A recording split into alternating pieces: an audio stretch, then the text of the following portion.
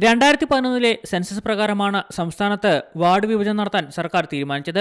2021 census നടക്കാത്തതുമൂലമാണ് ഈ തീരുമാനം എടുത്തിരുന്നത്. ഇതിന്റെ അടിസ്ഥാനത്തിൽ തിങ്കളാഴ്ച പ്രത്യേക മന്ത്രിസഭാ യോഗം ചേരുകയും ഇതിനായുള്ള ഓർഡിനൻസ് പുറത്തിറക്കുകയും ചെയ്തു. ഇത് പാസാക്കാനായി രാജ്ഭവനിലേക്ക് അയക്കുകയും ചെയ്തിരുന്നു. ഇതാണിപ്പോൾ ഗവർണർ മടക്കി അയച്ചിരിക്കുന്നത്. പെരുമാറ്റച്ചട്ടം നിലനിൽക്കുന്നതിനാൽ ഇതിൽ ഒപ്പുവെക്കാൻ കഴിയില്ലെന്ന് ചൂണ്ടിക്കാട്ടിയാണ് ഓർഡിനൻസ് ഇപ്പോൾ തിരിച്ചയച്ചിരിക്കുന്നത്. ഇതിന്റെ അടിസ്ഥാനത്തിൽ തെരഞ്ഞെടുപ്പ് കമ്മീഷനെ സമീപിക്കാൻ ഒരുങ്ങുകയാണ് സർക്കാർ.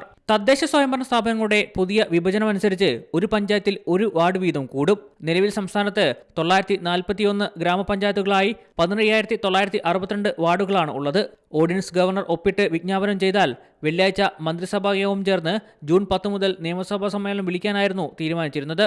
സെക്രട്ടറി റാങ്കിലുള്ള 4 IAS ഉദ്യോഗസ്ഥർ അംഗങ്ങളായുള്ള ഡീലിമിറ്റേഷൻ കമ്മീഷനെ വിജ്ഞാപനം ചെയ്യാനായിരുന്നു തീരുമാനം. എന്നാൽ ഓർഡിനൻസിൽ ഒപ്പുവെക്കാതെ സഭാ സമ്മേളനം വിളിച്ചു ചേർക്കാൻ ഗവർണറോട് ശുപാർശ ചെയ്യാനും സർക്കാരിന് കഴിയില്ല.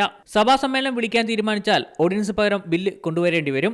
ഈ സാഹചര്യത്തിൽ അടിയന്തരമായി ഓർഡിനൻസിന് തെരഞ്ഞെടുപ്പ് കമ്മീഷന്റെ അനുമതി തേടാനുള്ള ശ്രമത്തിലാണ് സർക്കാർ. മലയാളം ന്യൂസ്, തിരുവനന്തപുരം. ഏറ്റവും പുതിയ വാർത്തകളും വിശേഷങ്ങളും വിരൽ തുമ്പിലറിയാൻ സീ മലയാളം ന്യൂസ് എല്ലാ ഡിജിറ്റൽ പ്ലാറ്റ്ഫോമുകളിലും ലഭ്യം.